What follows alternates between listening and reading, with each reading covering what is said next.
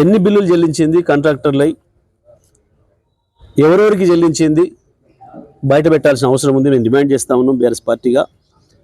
కేవలం పెద్ద కాంట్రాక్టర్లకు కొద్ది మందికి వాళ్ళకి ఎక్కువ కమిషన్ వచ్చే చోట మాత్రమే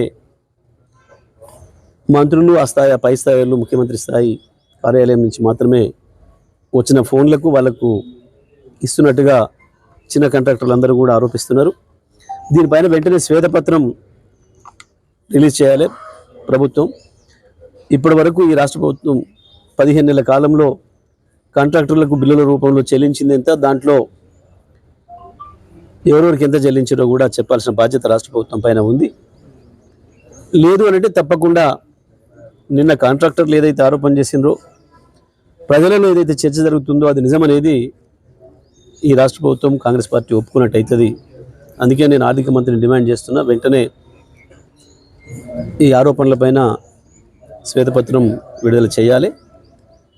రాష్ట్ర ప్రభుత్వం నుంచి ఇప్పటివరకు కాంట్రాక్టర్లకు ఇచ్చిన డబ్బుల విషయంలో అసలు ఏం క్రైటీరియా తీసుకొని ఈ నిధులు రిలీజ్ చేస్తున్నారు?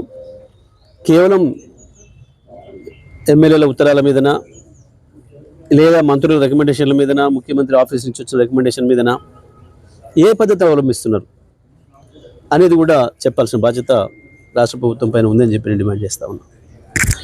తొందరలోనే శాసనసభ సమావేశాలు కూడా ప్రారంభం కాబోతున్నాయి. దాంట్లో కూడా ఈ అంశాన్ని మేము లేవనెత్తుతాం బీఆర్ఎస్ పార్టీగా. ఇంకా అనేక సమస్యలు ఉన్నాయి. వాస్తవానికి నీళ్ళ సమస్య, ఇరిగేషన్ సమస్య పెద్దగా ఉంది. నీళ్ళుండి కూడా, ప్రకృతి మనకి నీళ్ళు ఇచ్చి కూడా వీళ్ళ చేతగాంతనం వల్ల, వీళ్ళ అజ్ఞానం వల్ల, వీళ్ళ ముందు చూపు లేకపోవడం వల్ల రాష్ట్ర రైతాంగం పెద్ద ఎత్తున నష్టపడుతుంది. కోట్లాది రూపాయలు ఇవాళ రైతాంగం నష్టపోతున్నారు. గోదావరిలో కావచ్చు, కృష్ణలో కావచ్చు సరిపోయిన నీళ్ళు వచ్చినాయి. కట్టిన ప్రాజెక్టులు అక్కడ ఉన్నాయి. వాటిని నీళ్లు తేవడం చేతగాక నాశనం చేస్తున్నారు. విద్యుత్తును కూడా కేసీఆర్ గారి నాయకత్వంలో 5 సంవత్సరాలు వ్యవసాయ రంగంతో సహా అన్ని రంగాలకు కూడా ఒక నిమిషం విద్యుత్ పోకుండా ఇచ్చి చూపించినాం. మరి అదే లైన్లు ఉన్నాయి, అవే ట్రాన్స్ఫార్మర్లు ఉన్నాయి. ఇంకా కరెంట్ పెరిగింది, వాస్తవానికి ఉత్పత్తి పెరిగింది.